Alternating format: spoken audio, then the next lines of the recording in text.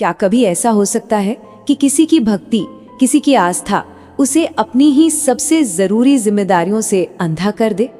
आज हम भक्ति के इसी चौंकाने वाले, इसी अजीब से विरोधाभास को कुछ कहानियों के जरिए समझने की कोशिश करेंगे।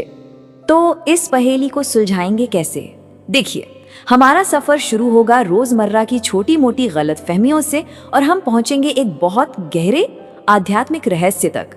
इस सफर में हम इन 4 पड़ावों को पार करेंगे। तो चलिए शुरुआत करते हैं सुनने की कला से।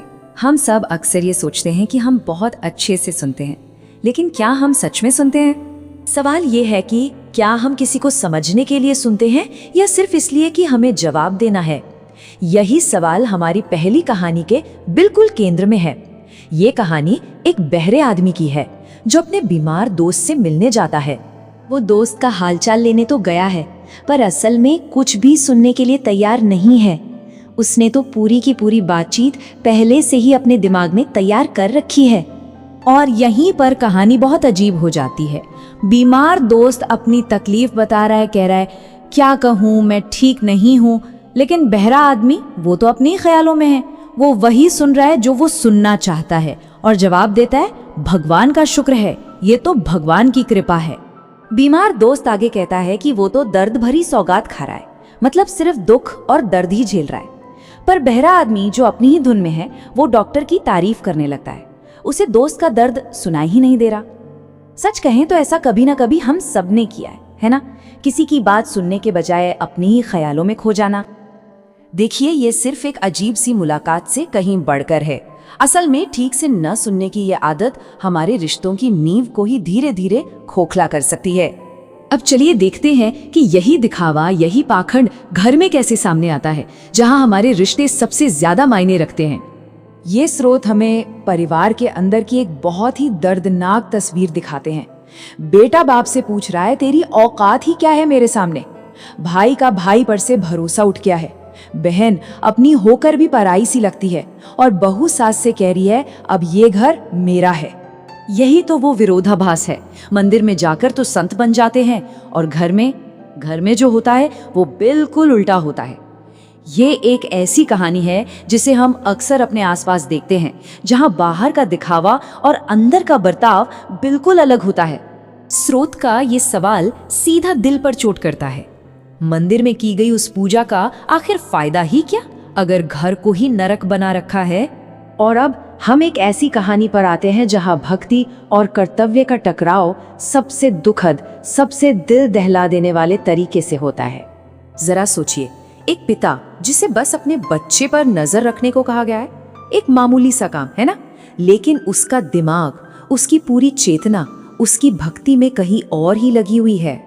वो कुम्हार अपने भजन में और पैरों से मिट्टी गूंथने में इतना डूब जाता है, इतना मग्न हो जाता है कि वो भूल ही जाता है कि पास में उसका सोता हुआ बच्चा भी है। और वो बच्चा खेलते खेलते मिट्टी के उस गारे में चला जाता है और भक्ति में डूबा वो पिता अनजाने में अपने ही बच्चे को पैरों तले रौंद देता है। और फिर वो भयानक पल जब पत्नी लौट कर आती है और मिट्टी में अपने बच्चे का हाथ देखती है तो वो चीख पड़ती है, ये क्या कर दिया तुमने, तो हमारे बच्चे को कुचल दिया। उसकी भक्ति ने उसे सचमुच अंधा कर दिया था और अंजाम विनाशकारी था। तो क्या भक्ति इतनी परम हो सकती है कि वो विनाशकारी बन जाए? ये कहानी हमें इसी एक बहुत बड़ी दुविधा में छोड़ जाती है। तो इस भयानक कहानी का मतलब क्या है? क्या ये सिर्फ भक्ति की निंदा है? नहीं, बात उससे कहीं ज्यादा गहरी और जटिल है। यहाँ एक बहुत जरूरी फर्क समझाया गया है। सच्चा आध्यात्मिक ज्ञान यानी आत्मज्ञानी होना परफेक्ट होने में नहीं है, बल्कि अपनी गलतियों को, अपनी कमियों को स्वीकार करने की विनम्रता में है। हम में से कई लोग भक्त होने का अभिनय तो करते हैं, लेकिन कुछ ही उस भक्ति की अवस्था तक पहुंच पाते हैं जहां इंसान का मैं, उसका अहंकार पूरी तरह से घुल जाता है, मिट जाता है। स्रोत ये बताता है कि वो कुम्हार अपनी उस दुखद धुन में देह भूल की अवस्था में पहुंच गया था। उसे अपने शरीर का, अपने आसपास का कोई होश ही नहीं था। ये वही अवस्था है जो गोपियों ने कृष्ण प्रेम में पाई थी। गोपियां जो कृष्ण की भक्ति में इतनी खो जाती थी कि उन्हें अपने तन बदन, घर परिवार, किसी चीज का होश नहीं रहता था। उनका मैं पूरी तरह मिट चुका था। यह अंतिम विचार सब कुछ साफ कर देता है। परमात्मा से जुड़ाव उन्हीं का हुआ जिन्होंने उसके लिए खुद को मिटा दिया। तो हम यहाँ से क्या सीख लेकर जाएं? सच्ची भक्ति आखिर है क्या? कोई काम जो हम करते हैं या वो अवस्था जिसमें हम अपना सब कुछ खो देते हैं, खुद को भी? ये एक ऐसा सवाल है जिसका जवाब हम में से हर एक को खुद अपने अंदर खोजना होगा।